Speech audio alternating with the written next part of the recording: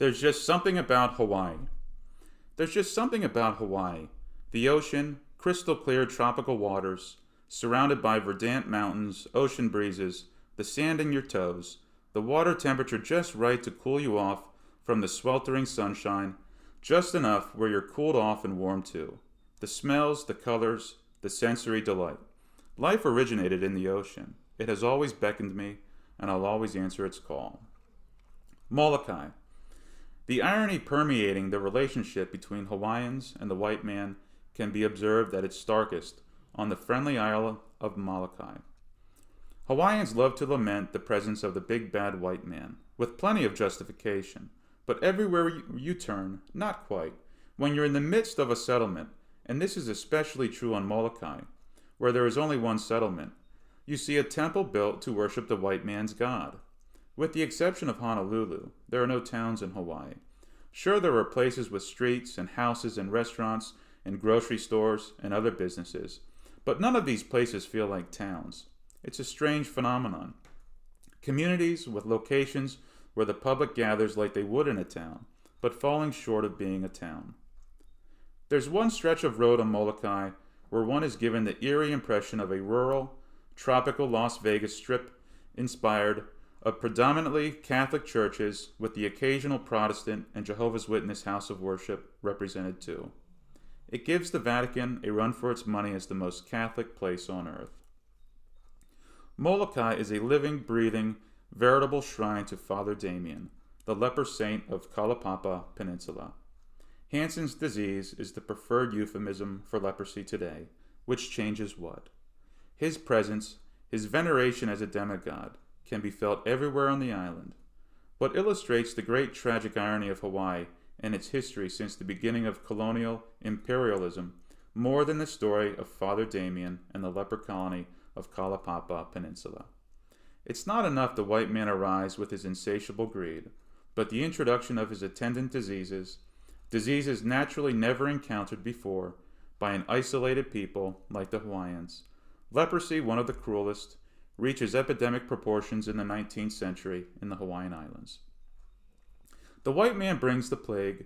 The white man provides the revered, iconic, Christ-like martyr priest who contracts leprosy himself to become one with the Hawaiian lepers, who revels in his own suffering to bring him closer to God. The Christ-like parallels, the allusions, Jesus as God in the flesh, so readily apparent in the life of Damien, taking on the form of the suffering Hawaiian. The flesh of the leprosy sufferer, representing the scourge of the white man's presence in the islands, in addition to its pathological horrors.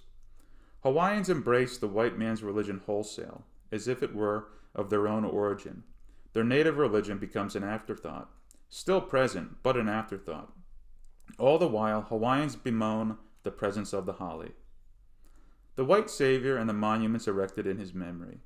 Where are the monuments to all the Hawaiians who suffered the agonies of leprosy and lived their lives as best they could?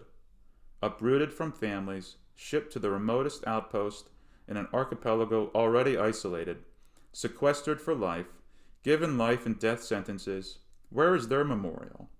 In a manner, the whole Kalaupapa Peninsula is their memorial, always implicit in the background, but the narrative's shining beacon is Father Damien. The thinly veiled Christ motif of Father Damien and the suffering of the Hawaiians acknowledged as a footnote. It's almost understood. I can't help but to think is an insult to all Hawaiians. Holly, pronounced as in deck the halls with boughs of holly, fa la la la la la la la la, is a pejorative for the white man. A Hawaiian favorite when spewing invective concerning the white man. Well deserved, but without a horse in the race, I dismiss it out of hand. I was never an imperialist pig. It just doesn't carry anywhere near the same clout as the N-word, though it's delivered with the same force, absent the blind hate behind the N-word. Holly captures the Hawaiians' hostile frustration with the erosion of their indigenous culture. Probably because of the self-assured arrogance acquired and passed down through generations of the white race, it bounces off me like a rubber toy arrow. Arrogance in this case being a healthy, evolutionary trait of the 21st century white man. Yours truly, most assuredly. Anthropologically speaking, It's all very fascinating, and probably best to be viewed smugly, dispassionately. At least situated comfortably on the mainland with the Pacific Ocean serving as buffer. When there, hiking the trail down to the Kalaupapa Peninsula, where one can solemnly experience the vestiges of the leper colony, feeling part Indiana Jones, part Moses, for the historical gravity is biblical. I was in sublime awe of where I was and what transpired on the ground I tread.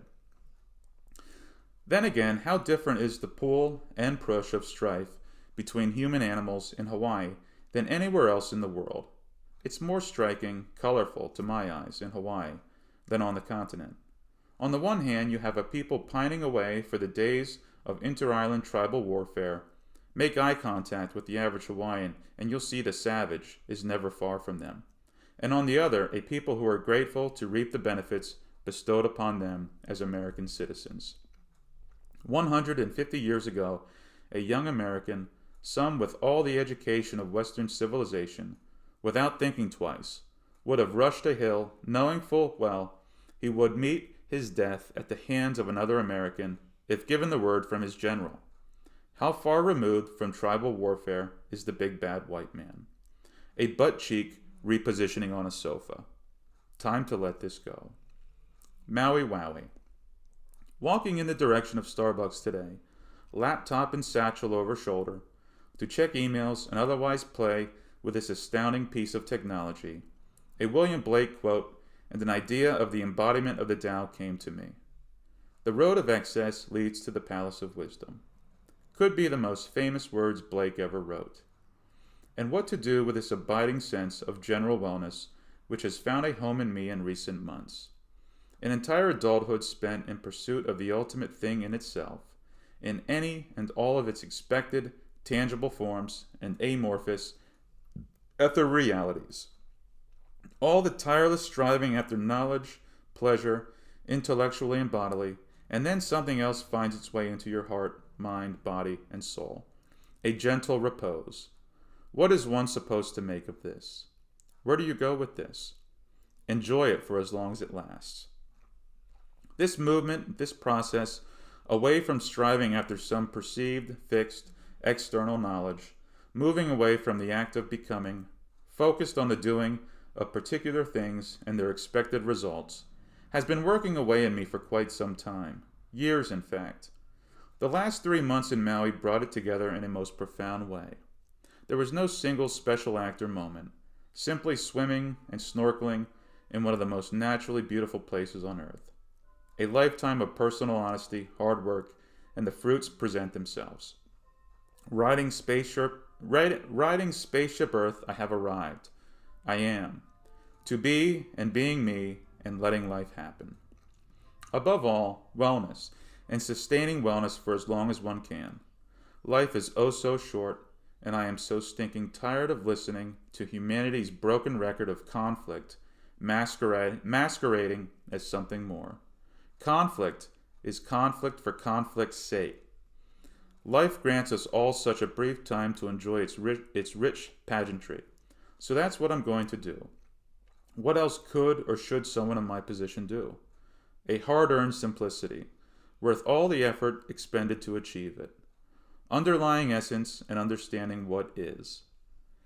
Is takes a lifetime to comprehend. I wish I had more to add to this, but I don't right now. Until next time. A non sequitur. How ridiculous it is to think self-indulgence is a bad thing. Something to be discouraged. Akin to debauchery. How silly. How else is one to learn the secrets of the universe? These bodies, these minds, these senses, our consciousnesses, were meant to be used to the fullest. Spoil yourself. Go for it. Time will snuff it out from you before you know it. Apply it to whatever it is that interests you. Squeeze every last drop out of whatever talent you have. So says the driving life force fueling every move I make. October 2015.